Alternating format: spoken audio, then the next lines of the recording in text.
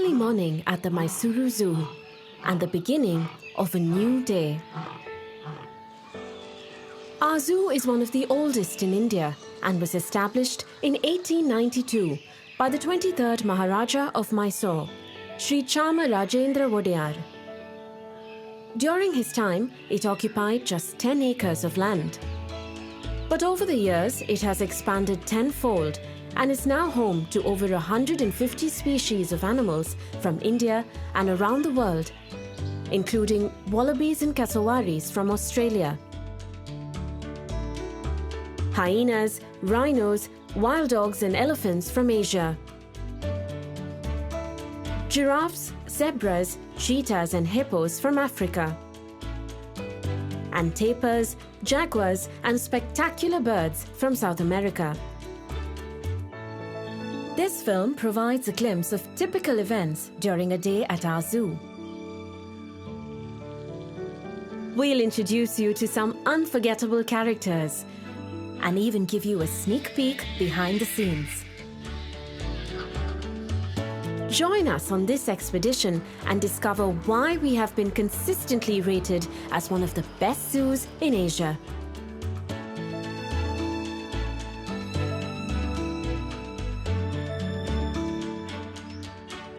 Our zoo is not just renowned for its diverse animal collection, but also for its stately gardens.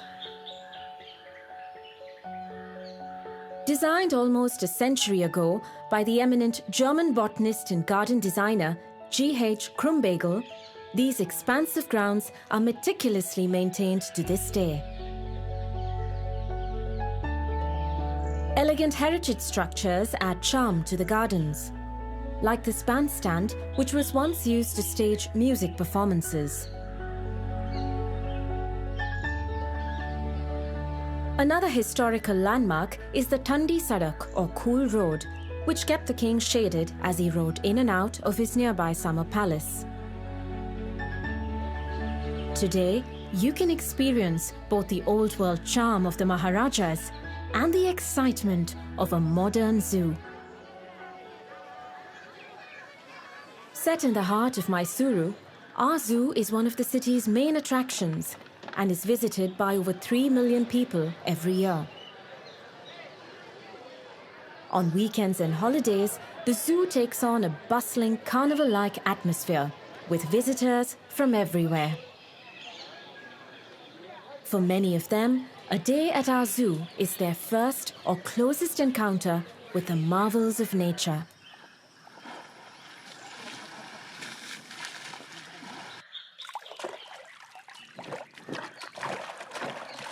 Among the most popular animals in our zoo are the big cats. The glass frontage of our cheetah and leopard enclosures provides an amazing viewing experience.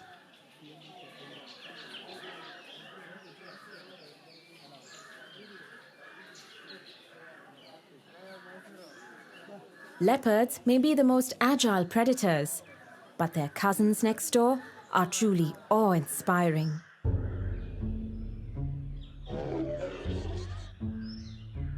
This handsome fellow is Prithvi. Like most of the tigers in our zoo today, he was born to Manya, our white tigress. Manya herself was born at our zoo in 2005 and has produced many cubs over the years. So far, all of them have been normal-colored tigers. One fact that you may not be aware of is that, unlike in the old days, zoos in India are no longer permitted to capture animals from the wild for exhibition. So to ensure that we always have a variety of animals, we depend on exchange programs with other zoos, as well as captive breeding.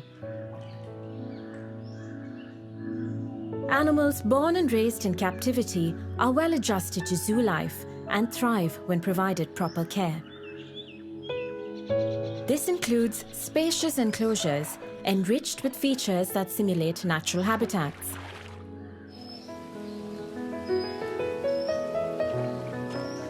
Well-designed enclosures not only have aesthetic appeal, but also create a sense of comfort and well-being for the animals. This rock in his enclosure is a habitual vantage point for Darshan, our own Lion King. The earthen mound in their enclosure is a favourite spot for our Indian grey wolves. Most of the wolves in this pack were born and raised in our zoo. Here they are at just a few weeks old. Their mother Rani did a great job of raising them to adulthood.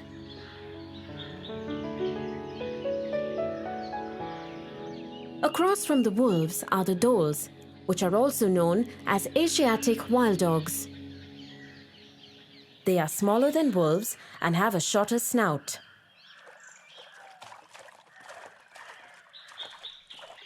Like wolves, wild dogs also hunt in packs and can easily bring down prey much bigger than themselves, such as the sambar. Sambar are fairly common and widely distributed in India's forests. They are the largest deer in Asia, and a stag can weigh 350 kilos or more. Far heavier than the sambar are the gaur, the largest wild cattle in the world. A bull stands 6 feet at the shoulder and weighs close to a ton.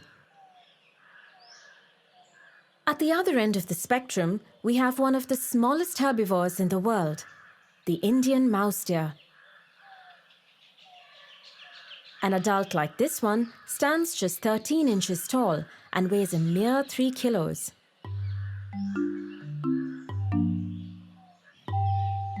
Towering over all our other animals are the tallest mammals in the world.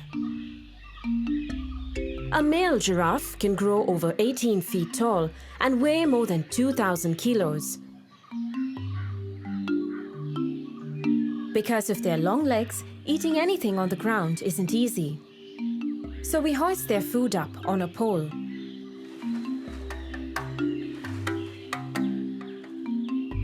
A giraffe can extend its tongue by as much as 18 inches. This enables it to pluck leaves high up in the canopy. Most of the giraffes in our collection were born here and continue to breed well. At over 4 tons, the heaviest animal in our zoo is Rambo, our African elephant.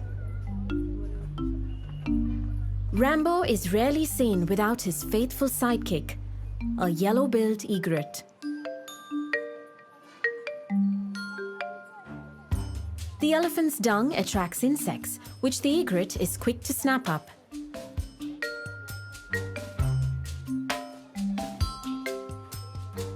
Rambo is now in his mid-20s, and we hope to find him a mate soon. Next to Rambo's enclosure is our herd of Asian elephants. They are extremely fond of water and love to splash around at every opportunity. They are the most pampered animals in our zoo and even have their own shower.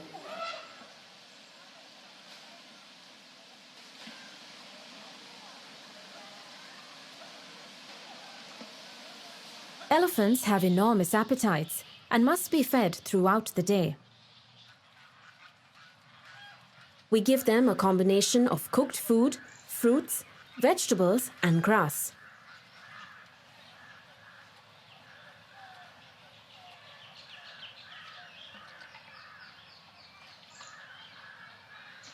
Keeping our animals well-fed and healthy is our top priority, and it's quite an exercise. Every day, truckloads of food arrive at the zoo, bringing 300 kilos of meat, 400 kilos of fruits and vegetables, 750 kilos of grains, pulses and bran, and 6,000 kilos of grass and green fodder. Only the freshest and best grade of food is fed to our animals, and all items are subjected to stringent quality checks. Our kitchen staff prepares the right type of food for each species.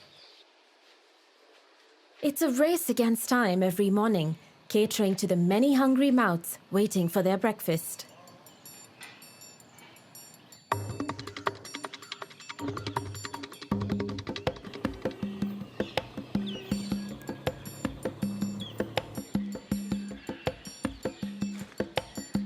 Irrespective of holidays, bad weather, earthquakes or riots, food has to be delivered several times a day to the enclosures.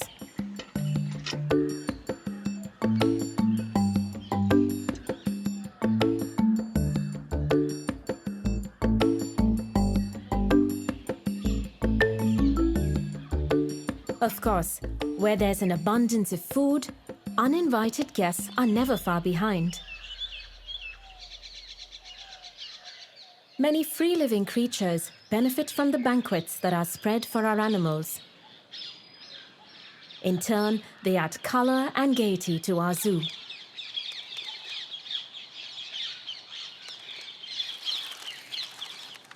Some of our birds and animals need special food. These scarlet ibis get their bright coloring from the beta-carotene in the food they eat.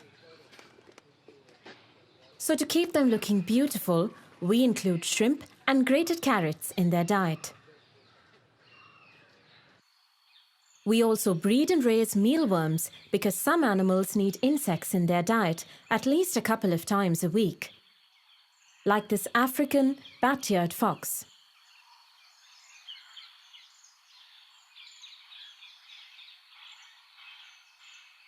We have several species of crocodilians in our collection, and they are fed fish on alternate weeks. Our otters, on the other hand, need fresh fish every day. Here comes their keeper with lunch.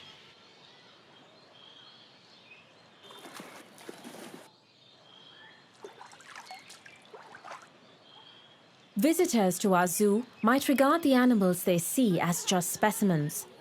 But to us, each one is a distinct individual with its own personality. Mason, one of our chimpanzees, likes to wave at his admirers like a music conductor.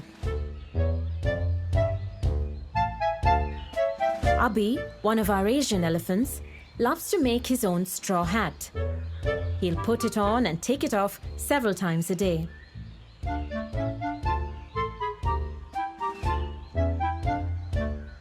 This ostrich pair might look like a happily married couple, but for some reason, the male seems to regard his keeper too as a potential mate.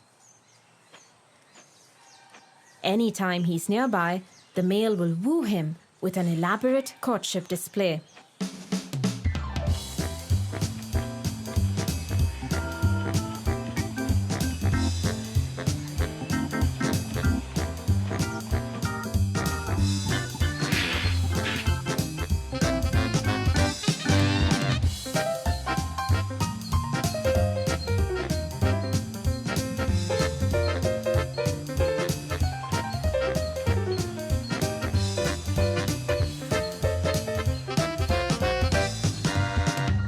Our sloth bears, Ganesha and Durgi, also have distinct personalities.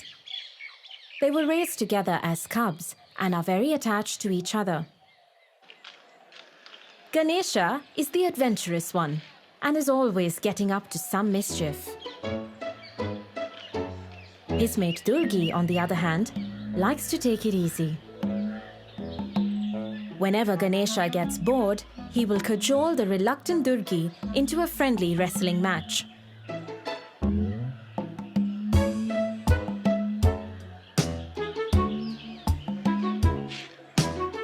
It's all in good fun and no one gets hurt.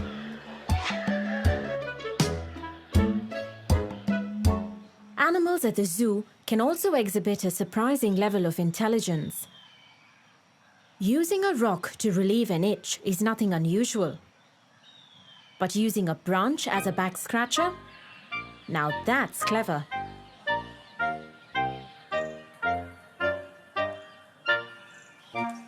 When his keeper enters the enclosure every morning, Krishna, the hippo, will literally demand a mouthwash.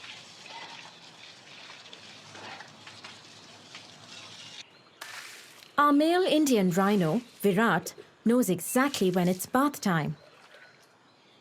He will walk to the bathing area without any prompting and won't leave until he's received a thorough wash.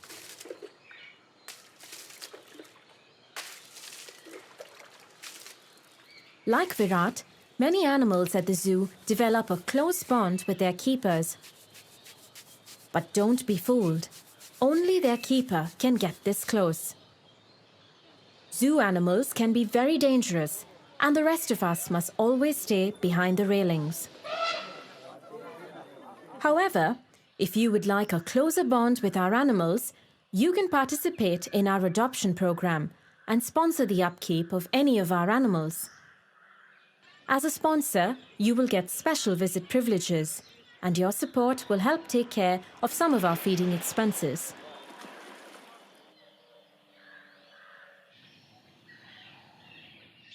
When you see healthy and happy animals at our zoo, it's thanks to the elaborate management protocols we have in place, which are implemented by a staff of nearly 300 people.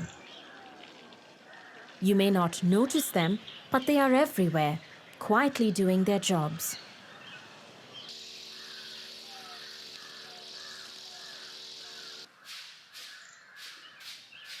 Keeping enclosures clean and regularly disinfected forms a large part of every keeper's duties. The main gate and entrances to other sensitive sections also have disinfectant mats to minimize the spread of diseases.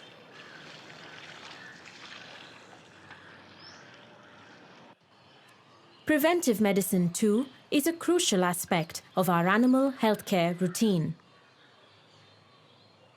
Today, our veterinary team is preparing to vaccinate the giraffes against foot and mouth disease. The syringe is loaded into a special gun and then fired into the animal's rump.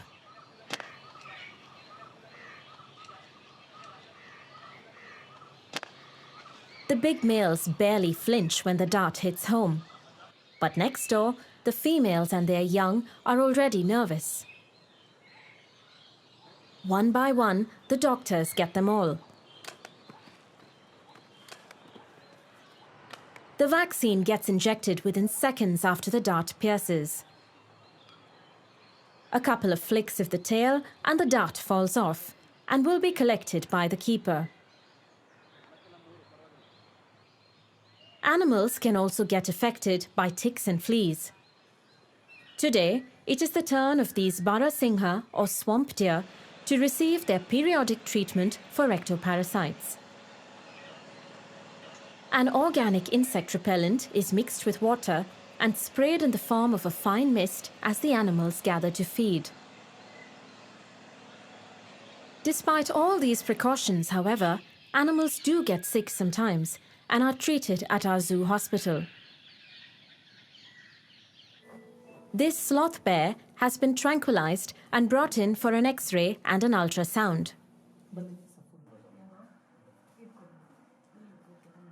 Once the doctors diagnose the problem, the animal will be treated and closely monitored.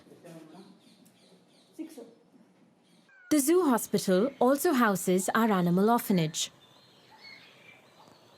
This is Chamundi. She was found abandoned in the wild and sent to us when she was just 6 months old. Her keeper feeds her a special milk formula several times a day. Like all youngsters, Chamundi can be greedy. After gulping down her milk, she will raid her playmate's lunchbox.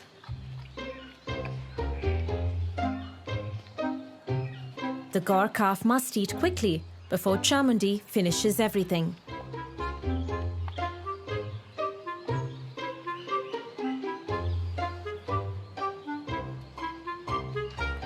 Meanwhile, it's feeding time for the other orphans.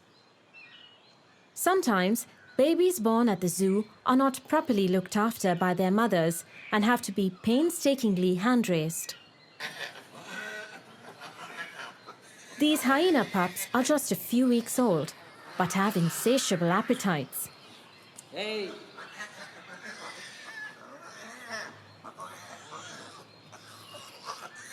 They are absolute rowdies and can be quite quarrelsome at feeding time.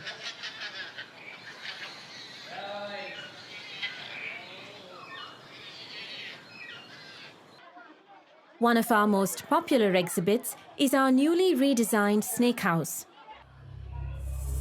Here, you can come face to face with the heaviest snake in the world, the green anaconda from South America, or the longest venomous snake, Asia's king cobra. A male like this one can grow to 18 feet in length and raise nearly 1/3 of its body off the ground.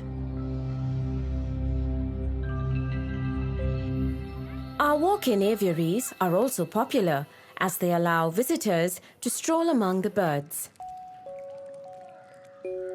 The star attractions in this aviary are the black swans.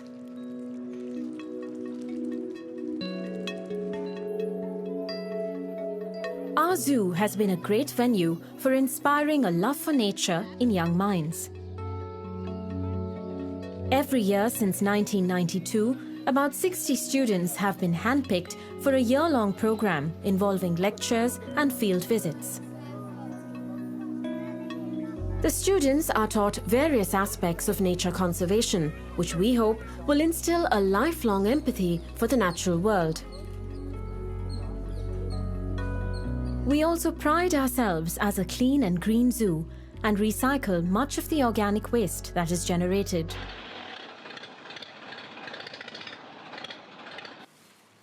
Mega herbivores like rhinos, hippos, and elephants eat vast quantities of food. And of course, what goes in does come out. Our keepers have their work cut out, clearing these mini mountains of dung. We ensure that none of this waste goes to waste. From the pens, herbivore dung is sent to a vermicomposting yard, where it is slowly converted to a rich natural fertilizer that keeps our gardens lush and lovely. The best time to visit our zoo is in the morning or the evening, when animals are at their most active. From entry to exit, the pathway through the zoo is 3.2 kilometers, which you can cover in just a couple of hours. But we recommend that you take it slowly to get the most out of your trip. But do avoid the middle of the day if you can, as it's a time when most animals rest.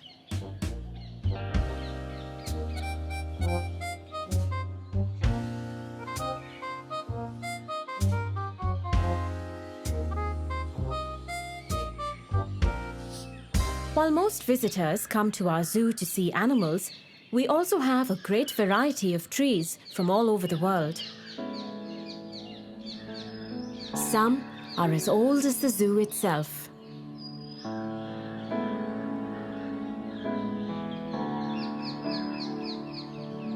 For over a century, these grounds with their magnificent trees and animals have been an important part of Mysuru's rich heritage. It has been our constant endeavor to provide the best conditions for our animals and to ensure that visitors have a memorable day at our zoo. We are immensely proud that what started as a Maharaja's private menagerie has evolved into a vibrant and dynamic public institution. With your continued support, we hope to make Mysuru Zoo even better in the years to come.